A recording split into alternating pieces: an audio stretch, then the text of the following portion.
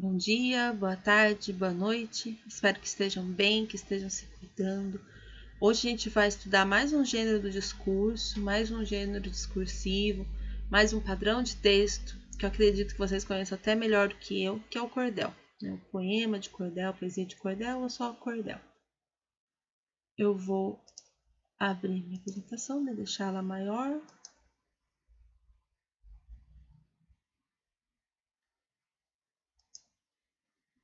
Então, começando a falar desse gênero do discurso, a gente tem como primeira característica que ele é um texto do tipo narrativo, ou seja, ele sempre vai contar uma história. Então, ele vai narrar um fato, que pode ser ficcional, ou seja, totalmente inventado ou não. Muitas vezes se baseia também na realidade ali daquela região, daquele momento histórico, mas ele tem que contar uma história, ele tem que narrar um fato, tá? Essa é uma característica que não dá pra gente fugir quando a gente fala de cordel. Falando um pouquinho do surgimento dele, do seu contexto histórico, que levaram a essa formação desse gênero do discurso. É uma história muito antiga e que vai remontar a gente lá na Europa, na época dos trovadores. Lembra quando a gente estudou trovadorismo? Então, vem dessa época a história do cordel. Lá tem a raiz, então a mesma raiz das cantigas que a gente estudou no trovadorismo. E tem algumas semelhanças, como a gente vai perceber depois. Esses trovadores, como a gente já viu, se apresentavam em festas, iam de vilarejo em vilarejo, coletando fatos para transformar nesses pequenos poemas que contavam essas histórias. E recitando, na maioria das vezes, feitos heróicos, que é uma característica também bastante presente no cordel. Ressaltar algum feito histórico, algum feito heróico, alguma história muitas vezes fantástica, que realmente nos chama a atenção.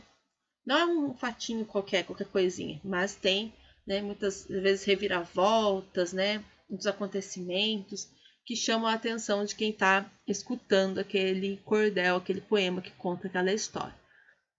Esses poemas, essas histórias eram contadas com ritmo, com rima, melodia para facilitar a memorização. Lembrando que a gente tem, nesse momento, muitas pessoas que não sabiam ler e escrever, então, a rima, o ritmo facilita com que as pessoas memorizassem esses primeiros poemas, nesses primeiros cordéis. As obras de Gil Vicente, lembra que a gente estudou os altos, o alto da Barca do Inferno, e a farsa de Inês Pereira. Então, eles vão estar bastante associados também ao cordel. As obras de Gil Vicente vão influenciar essas histórias que eram contadas dessa forma, que hoje a gente tem o que a gente chama de cordel. E daí a estrutura física, quando eu falo estrutura física, mesmo os primeiros folhetos, vão surgir com as primeiras prensas móveis, A invenção de Gutenberg, eu falando dela aqui de novo, falei dela na literatura, falei dela quando a gente falou de notícia de jornal, e estou falando aqui quando a gente está falando de cordel, porque realmente possibilita que você tenha uma facilidade de gravar esses escritos. E os poemas de cordel, os cordéis foram um deles. Então, é inicialmente chamado de folhetos volantes ou folhas soltas, porque ficavam essas folhas com esses poemas a serem recitados, que contavam essas histórias. E só depois vão ter o nome de cordel, porque eles vão passar a ser pendurados em cordas para serem vendidos. Então, daí vem o nome cordel. Com a popularização do cordel, então, conforme mais gente foi escrevendo esse tipo de poesia, de história, em formato de poema, a gente tem não só mais aqueles fatos heróicos, mas também histórias de camponeses e marinheiros, ou seja, histórias mais populares, histórias, vou usar aqui entre aspas, mais comuns mesmo da população em geral. E por que desses dois elementos, Por que desses dois tipos de pessoas, digamos assim? Porque o camponês conhecia as tradições e os causos do lugar, aquelas histórias de assombração, de lobisomem, enfim, ou de, muitas vezes de caso, de marido que fica com a mulher do outro, não sei o que, esses bafafás, mas também do marinheiro que viajava muito e traz outras histórias. Então você tem uma conservação das histórias do lugar e com a chegada de novas histórias, né, de outros locais do mundo, desse marinheiro aqui já na época das grandes navegações que está viajando e trazendo outras histórias.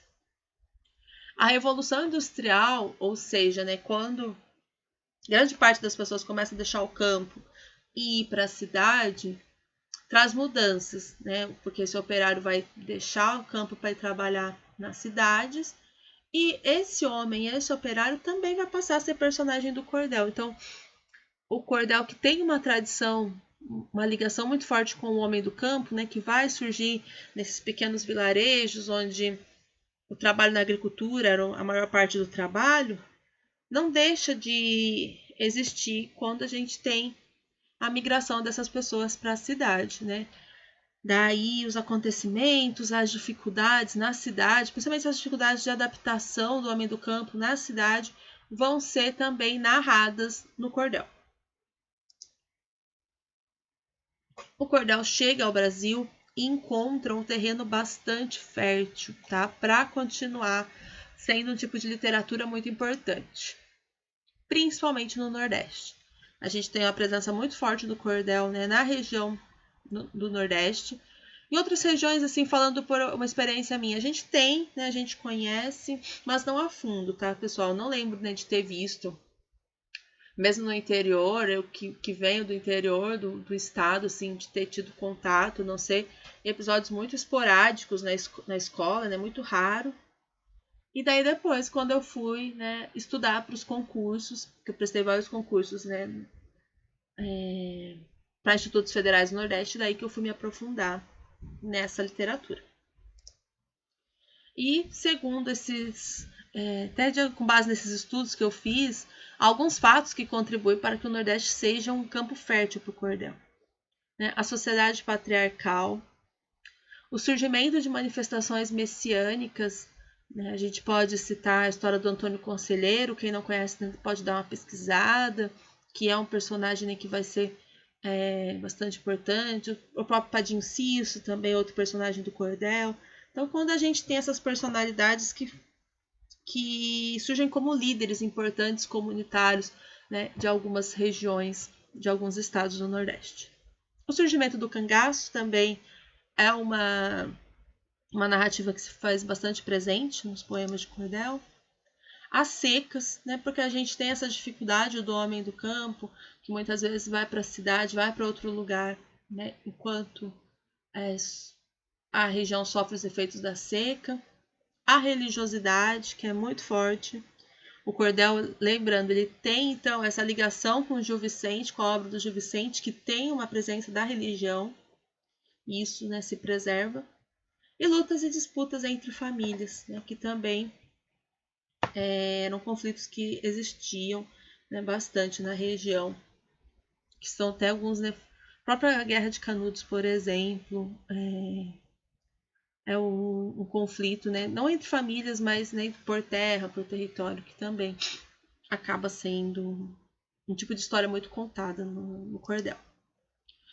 Hoje o cordel ganha outras histórias, a gente pode dizer assim, como campanhas educativas, campanhas de vacinação, campanhas sanitárias, campanhas políticas, e é uma função muito importante na alfabetização, né, por causa da rima, das histórias, que são fáceis de acompanhar, que trazem esse imaginário popular. Então, para a alfabetização, ele tem um papel muito importante. E eu gostei também, eu achei até esse exemplo, né, relacionado ao coronavírus, então uma campanha sanitária, campanhas de vacinação, também eu vi alguns exemplos, né, educativas de como se portar. Então, ele tem hoje um papel social muito importante.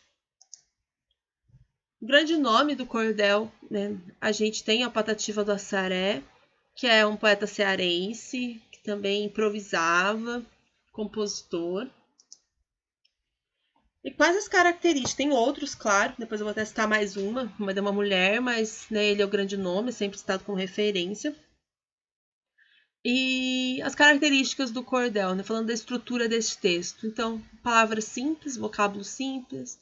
Os livros com poucas páginas, né, são quase que panfletos, né, os folhetos, as folhas soltas, qual era o primeiro nome que recebeu.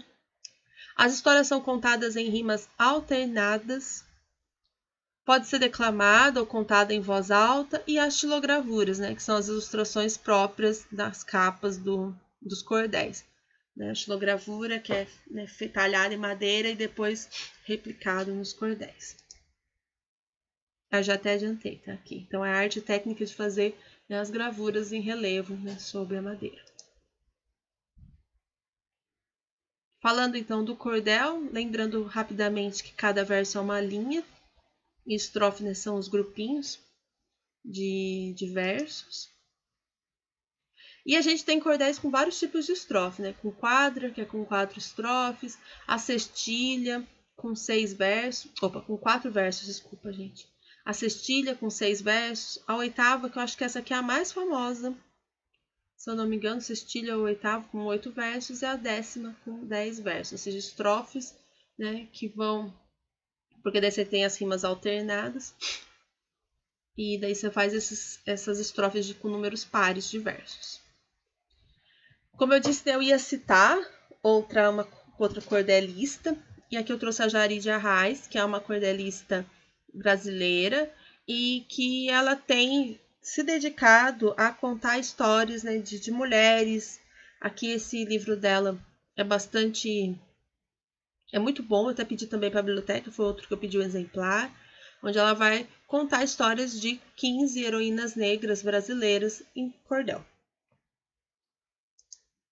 Eu trouxe um trechinho aqui do cordel da Esperança Garcia, que a gente já conhece. Foi no século XVIII que este caso aconteceu. No estado do Piauí, a mudança que se deu. E marcando nossa história, Esperança apareceu. Pelos padres jesuítas, ela foi escravizada. Esperança era a mulher que vivia maltratada, mas sua personalidade era a alma de indomada. Então, só antes de eu continuar, reparem então que você tem as rimas alternadas que eu falei, ó. Aconteceu, deu, apareceu. Escravizada, maltratada e indomada.